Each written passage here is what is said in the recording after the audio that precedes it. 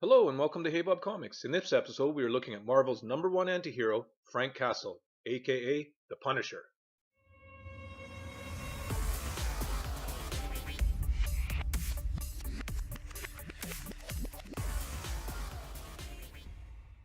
The Punisher made his first appearance in 1974's The Amazing Spider-Man #129. He wouldn't get his own standalone comic until a limited 5-issue series in 1986. The Punisher became a fan favorite almost immediately because of how different he was to other characters in the Marvel Universe. He took an eye-for-an-eye approach to crime fighting and was not afraid to cross the line when dealing with criminals. This brought him into direct conflict with heroes like Spider-Man and Daredevil. The character of Frank Castle has evolved over the years, and in the mid-2000s, Marvel used its Max print to give the character a bit more of an edge. In the series The Punisher Born, we get a look at Frank during his Vietnam tours and get a glimpse into what makes him tick. It also foreshadows the events in the park where Frank becomes the Punisher. While having a picnic in the park, the Castle family is caught in gang crossfire and only Frank survives. He is able to give witness testimony against the killers, but due to corruption the case goes unsolved. This leads Frank to decide to take matters into his own hands, and the Punisher is created. Generally, the Punisher is a street-level crime fighter, taking on organized crime and street thugs. On occasion, however, he does go against bigger enemies like the Kingpin. The fact that he has a tendency to eliminate his targets means that not many of his enemies are long-standing returning characters. But the Punisher does come into contact with villains and heroes like Bullseye, Captain America, Kingpin, Nick Fury, and even teaming up with the Thunderbolts. We know and love the Punisher as an anti-hero, but most characters in the Marvel Universe feel that he goes too far in his search for vengeance, and he is routinely caught in the middle of criminals and law enforcement. He has been incarcerated many times and in numerous countries.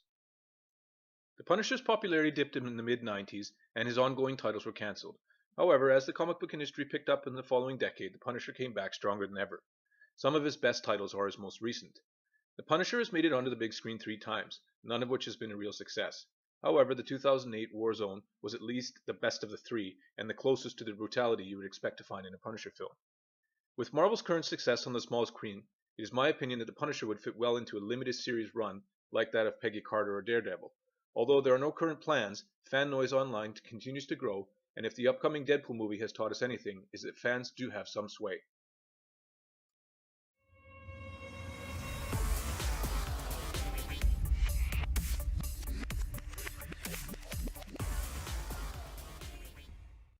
Here are 10 cool facts about the Punisher. Number 1. He was a Marine in the Vietnam War, serving at least 3 tours of duty. Number 2. Although a Marine, he has had training with the SEALs, the Airborne Regiment, and the Australian SAS. Number 3. The Punisher has regularly been on both sides of torture. Number 4. Although more of a lone wolf type character, he does have tech and munitions support in the help of an ally called Microchip. Number 5. The Punisher logo has become popular for soldiers in Iraq to paint on their armor. Number 6. He is said to have a body count of over 2,000. Number 7. Even though the Punisher is pretty hardcore, they still make some cute Punisher toys for kids. Number 8. The 1998 movie with Dolph Lundgren went straight to video. Number 9. In a crossover, the Punisher mistook Archie Andrews for a drug dealer. And number 10. In one story arc, the Punisher became an undead monster known as Frankencastle.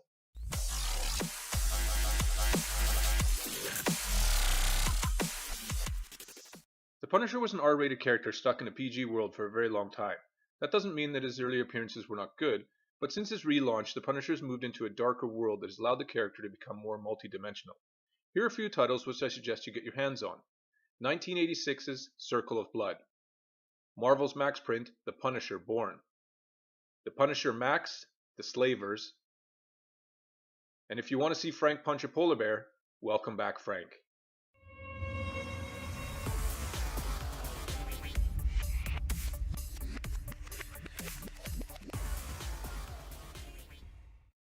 Punisher has made appearances in various video games over the years and even had his own first-person shooter.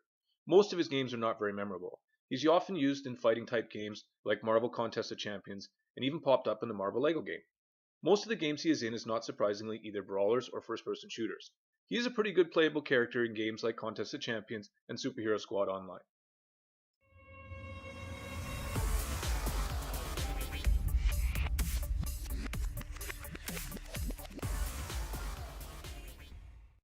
The Punisher is a fun character to cosplay, and it works for both boys and girls.